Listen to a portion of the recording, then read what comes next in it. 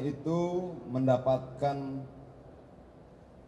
20% suara di 142 kabupaten kota di 11 provinsi. Artinya di 142 kabupaten kota ini kita bisa mencalonkan sendiri. Di luar daripada itu kita akan membangun kerjasama dengan partai-partai yang lain.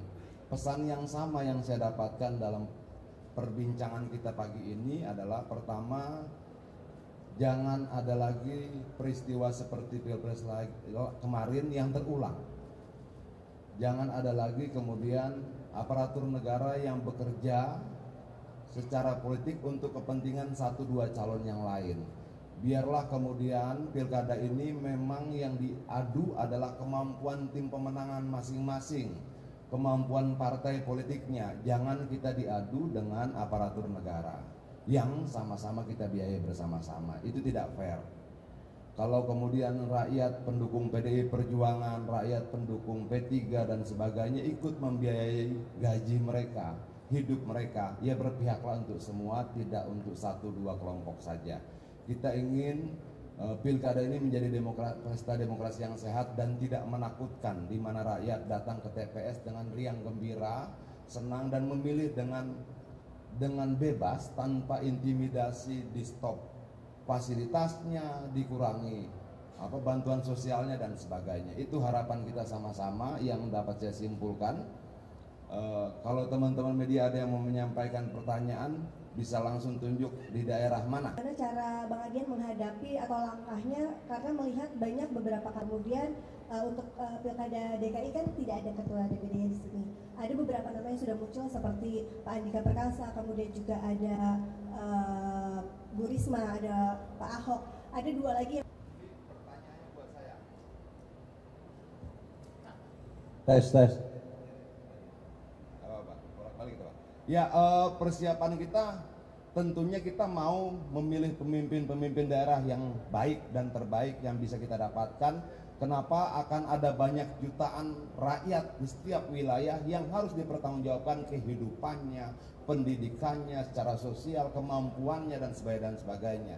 Untuk itu kita menggunakan alat ukur yang objektif ya. Pertama, bagaimana menyeleksi para calon kepala daerah itu. Apa alat ukurnya? Kita melihat survei. Jadi kita tidak pertimbangkan bapaknya siapa. Misalnya apakah bapaknya kemudian presiden kah, menteri kah, segala macam, itu tidak menjadi pertimbangan utama kita. Pertimbangan utama kita adalah apakah rakyat menghendaki dia atau tidak. Nah, kemudian kita akan melihat kemudian di beberapa wilayah partai-partai yang bersama-sama. Jangan sampai kemudian konflik pilpres dibawa sampai daerah. Daerah punya dinamikanya sendiri, daerah punya masalahnya sendiri, problematikanya sendiri, dan biarlah mereka berpikir untuk bagaimana memecahkan itu tanpa harus dikaitkan dengan proses pemilu sebelumnya. Saya mau kualitas demokrasi dalam pilkada jauh lebih baik dibandingkan kualitas demokrasi dalam pilpres kemarin. Kalau kemudian secara nasional kualitas demokrasi kita menurun, menurut banyak alat ukur lembaga-lembaga internasional, saya berharap daerah mampu menunjukkan bahwa mereka bisa berpolitik secara lebih dewasa dan lebih demokratis bahkan dari pemimpin-pemimpin nasionalnya sekalipun. Kira-kira sebegitu. Nanti kita akan membuat beberapa kriteria yang lain yang nanti tentunya akan kita serahkan pada DPP sebagai pertimbangan, tapi yang memutuskan bukan Adian, tetap DPP. Clear ya di situ ya. Oke, kalau daerah dari PDI Perjuangan kita dikontrol betul oleh partai ya, untuk berlaku tidak menggunakan kekuasaan dan kewenangannya untuk kemenangannya. Kira-kira seperti itu.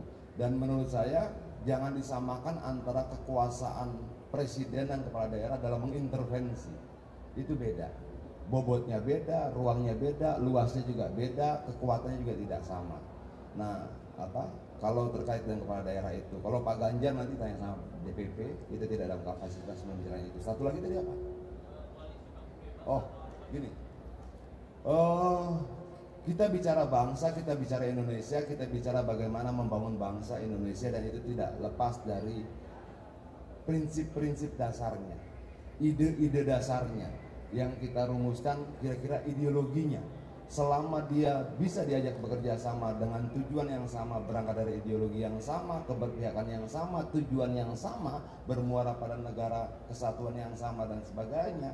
Sampai hari ini kita terbuka untuk berkoalisi dengan Demokrat, Golkar, dan lain-lain dengan batasan tadi. Bahwa kita tahu membangun bangsa ini tidak mungkin sendirian. Nggak mungkin hanya PDI Perjuangan saja, tidak mungkin hanya Gerindra saja, tidak mungkin hanya Golkar saja. Kita belajar dari proses perjalanan bangsa ini akan menjadi besar, kuat, dan menjadi maju kalau seluruh rakyatnya, seluruh elemen-elemen bangsanya bekerja sama. Kira-kira seperti itu. Semua punya hak yang sama. Mau dia pengusaha, mau dia artis, mau dia latar belakang aktivis sama seperti saya dan teman-teman yang lain. Di PD Perjuangan semua boleh berkontestasi selama memang memenuhi syarat-syarat yang ditetapkan oleh partai, secara ideologi, survei dan sebagainya. Kalau ada artis yang memang lebih baik dari Adian misalnya, ya nggak apa-apa. Itu loh. Tidak ada yang katakan bahwa seorang pengusaha pasti lebih mampu dari artis, artis pasti lebih mampu dari aktivis, aktivis lebih hebat dari pengusaha, itu nggak ada. Yang kita akan uji adalah sejauh mana kemudian pemikiran-pemikiran dia, sejauh mana kemudian pemahaman dia terhadap ideologi, bagaimana dia melihat dan cita-citanya terhadap Indonesia ke depan seperti apa, dan bagaimana kemudian rakyat melihat dia. Karena pada ujungnya mau seganteng apapun, secantik apapun, sewangi apapun, sehebat apapun gelarnya dan sebagainya, pilihan itu ada di tangan rakyat dalam pilkada kita nanti. Itu akan kita hormati betul. Untuk itu sekali lagi saya tekankan untuk teman-teman, disampaikan bahwa kita akan menolak segala bentuk intervensi kekuasaan yang menggunakan pajak rakyat untuk memenangkan salah satu calon.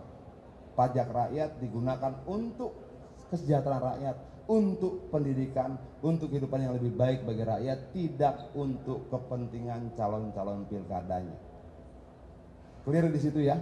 Kita sama-sama. Ada lagi? Untuk bertanya di Pilkada Sulawesi Selatan, itu nama Pak Dhani Pomanto itu kan juga perjalanan sejarahnya, dia itu melahirkan banyak sekali tokoh-tokoh, orang-orang hebat. Ada beberapa yang pergi. Kalau ditanya pada saya, bagaimana Bang kalau misalnya mereka pergi, kita tidak mau ditinggalkan. Tapi kalau memang mereka tidak tahan dengan perjuangan kita dan mereka mau pergi, kita akan mudahkan jalannya. Kira-kira seperti itu. Itu pertama. Terus kedua begini, yang kita tidak harapkan kalau kemudian dia pergi lalu dia bakar kembali rumahnya. Kenapa? Jangan rusak PDI Perjuangannya, jangan hancurkan PDI Perjuangannya, karena itu rahim. Rahim dari lahirnya sekian banyak tokoh-tokoh, pemimpin-pemimpin bangsa, baik tingkat nasional maupun tingkat daerah. Kalau ada yang mau merusak rahim tempat kami dilahirkan, kami pasti melawan bersama-sama. Kira-kira seperti itu.